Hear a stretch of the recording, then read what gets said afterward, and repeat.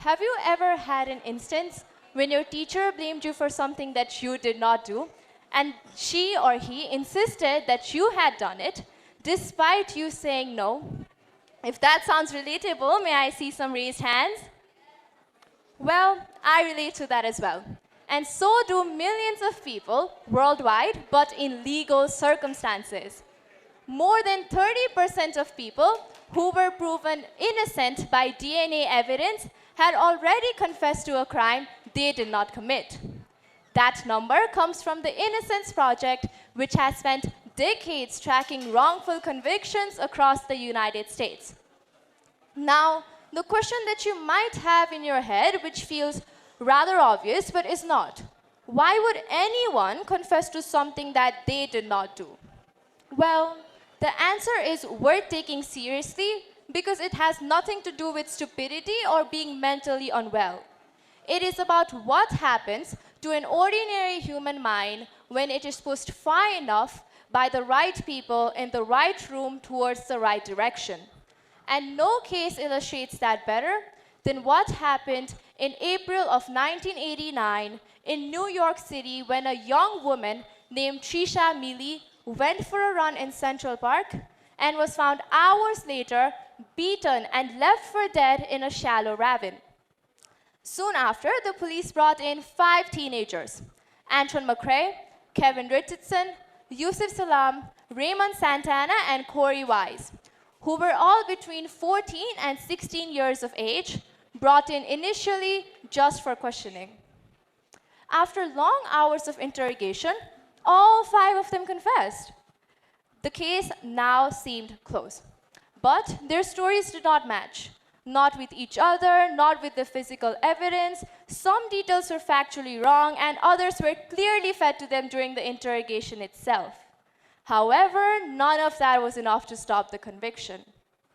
After 13 years, a man named Matthias Reid came forward and admitted that he had committed the crime all alone.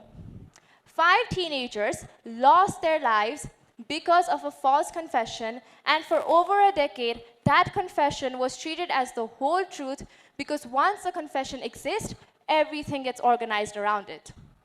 There is a method called the Reid technique that is used by law enforcement across the United States. Something important to be considered about this technique is that it does not begin with a question. It begins with a conclusion.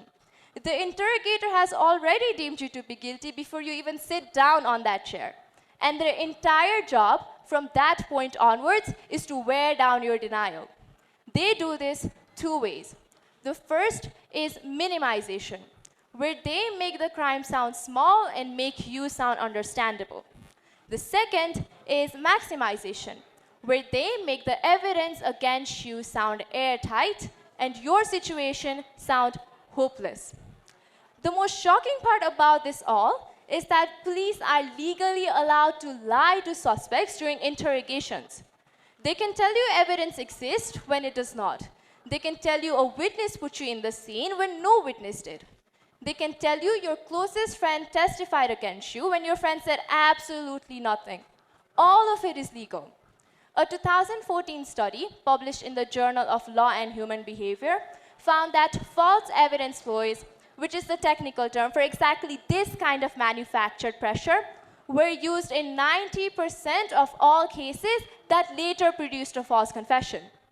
Not occasionally, not even in rare cases, in 9 out of 10 of them. The average interrogation for someone who is actually guilty lasts somewhere between 30 minutes to 2 hours.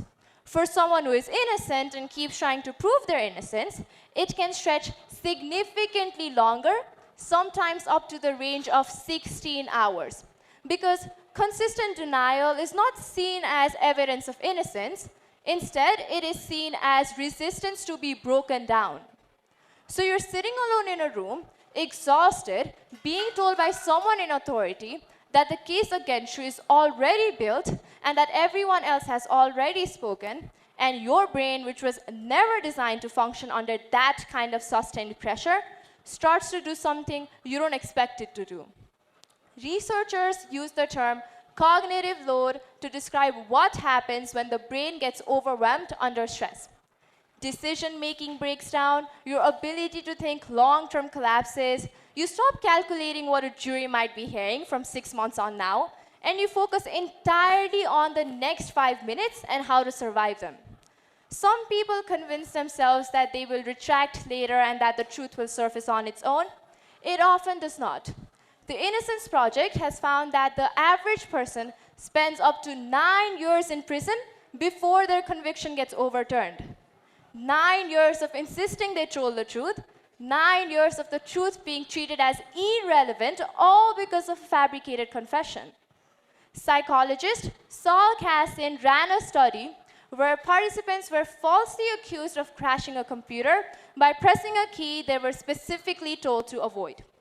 The pressure applied was mild, nowhere close to a real interrogation. Yet, a significant amount of participants not only confessed, but they began to genuinely remember doing it. They developed false memories of something that never happened, not because they were unstable, but because memory is not a fixed recording. Under enough pressure, it can reconstruct itself based on what it is being told. Now take all of that and apply it to a 16-year-old sitting in an interrogation room for 16 hours, being told repeatedly by adults who sound completely certain that he was there, that he had done it, and that everyone else has already talked. Teenagers are disproportionately more likely to be represented in false confession cases because the part of the brain responsible for long-term cognitive thinking is still developing well into the mid-20s. A 14-year-old is not weighing prison time against staying silent. They want to be home. Teenagers are wired to trust adults and to want their approval, which makes them exactly the wrong kind of people to be standing across from someone trained to exploit both of those things. So, the question stops being why would someone confess and starts being how could the mind hold out? Those 5 boys served between 6 to 13 years in prison for something they did not do. They lost their education, their lives, the version of the lives they were supposed to live, all because of a fabricated confession. Once a confession exists, evidence gets filtered through it, doubt gets suppressed by it, the real truth becomes very hard to see past it. The Central Park 5 are not an isolated case. Since 1989, the Innocence Project has helped exonerate more than 375 false confession cases, 375 lives upended, 375 families broken, and years lost. But case after case, the same pattern reappears. By the time Matthias Reid had confessed, those 5 boys had already lost over a decade of their lives. Interrogation rooms were not built to find truths. They were built to close cases. It will keep failing people the same way in the same room with no cameras after hour 16 when a person finally says whatever it takes for it to stop. Thank you.